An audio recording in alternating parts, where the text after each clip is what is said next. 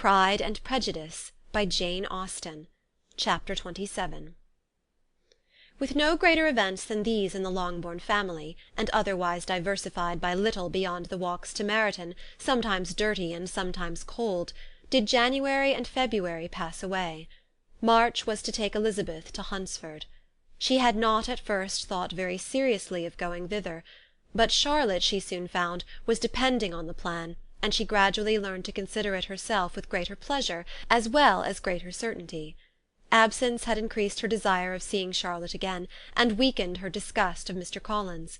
There was novelty in the scheme, and as, with such a mother and such uncompanionable sisters, home could not be faultless, a little change was not unwelcome for its own sake. The journey would moreover give her a peep at Jane, and in short, as the time drew near, she would have been very sorry for any delay. Everything, however, went on smoothly, and was finally settled according to Charlotte's first sketch. She was to accompany Sir William and his second daughter. The improvement of spending a night in London was added in time, and the plan became as perfect as plan could be. The only pain was in leaving her father, who would certainly miss her, and who, when it came to the point, so little liked her going that he told her to write to him, and almost promised to answer her letter. The farewell between herself and Mr. Wickham was perfectly friendly, on his side even more.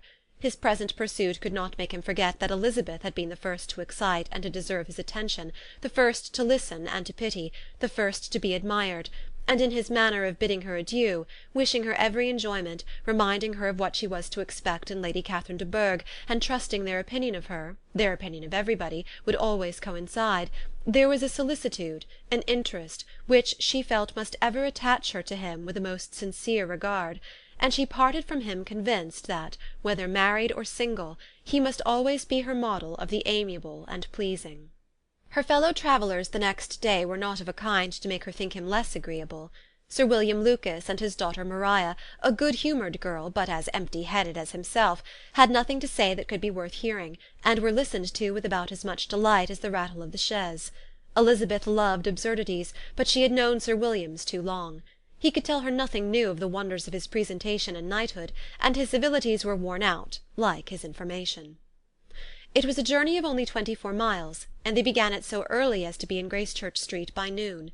As they drove to Mr. Gardiner's door, Jane was at a drawing-room window watching their arrival. When they entered the passage she was there to welcome them, and Elizabeth, looking earnestly in her face, was pleased to see it healthful and lovely as ever.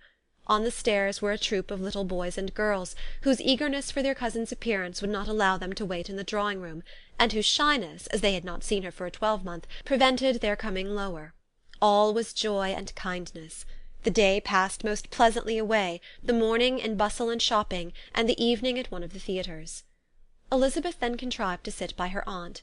Their first object was her sister, and she was more grieved than astonished to hear, in reply to her minute inquiries, that though Jane always struggled to support her spirits, there were periods of dejection. It was reasonable, however, to hope that they would not continue long. Mrs. Gardiner gave her the particulars also of Miss Bingley's visit in Gracechurch Street, and repeated conversations occurring at different times between Jane and herself, which proved that the former had, from her heart, given up the acquaintance. Mrs. Gardiner then rallied her niece on Wickham's desertion, and complimented her on bearing it so well. "But, my dear Elizabeth," she added, "what sort of a girl is Miss King? I should be sorry to think our friend mercenary." "Pray, my dear aunt, what is the difference in matrimonial affairs between the mercenary and the prudent motive? Where does discretion end and avarice begin? Last Christmas you were afraid of his marrying me because it would be imprudent, and now, because he is trying to get a girl with only £10,000, you want to find out that he is mercenary. If you will only tell me what sort of girl Miss King is, I shall know what to think." "She is a very good sort of girl, I believe. I know no harm of her."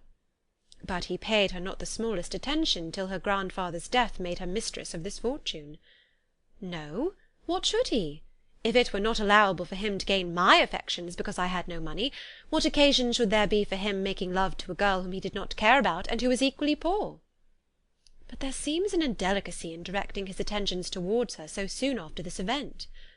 "A man in distressed circumstances has not time for all those elegant decorums which other people may observe. If she does not object to it, why should we?" her not objecting does not justify him. It only shows her being deficient in something herself, sense or feeling." "Well," cried Elizabeth, "have it as you choose. He shall be mercenary, and she shall be foolish." "No, Lizzy, that is what I do not choose. I should be sorry, you know, to think ill of a young man who has lived so long in Derbyshire." "Oh, if that is all, I have a very poor opinion of young men who live in Derbyshire, and their intimate friends who live in Hertfordshire are not much better. I am sick of them all. Thank heaven I am going to-morrow, where I shall find a man who has not one agreeable quality, who has neither manner nor sense to recommend him. Stupid men are the only ones worth knowing, after all." "Take care, Lizzy, that speech savours strongly of disappointment." Before they were separated by the conclusion of the play, she had the unexpected happiness of an invitation to accompany her uncle and aunt in a tour of pleasure which they proposed taking in the summer. "We have not determined how far it shall carry us," said Mrs. Gardiner, "but perhaps to the Lakes." No scheme could have been more agreeable to Elizabeth, and her acceptance of the invitation was most ready and grateful. "Oh, my dear, dear aunt," she rapturously cried, "what delight! What felicity! You give me fresh life and vigour.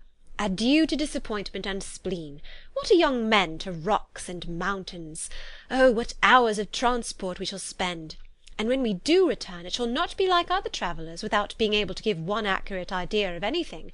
We will know where we have gone. We will recollect what we have seen.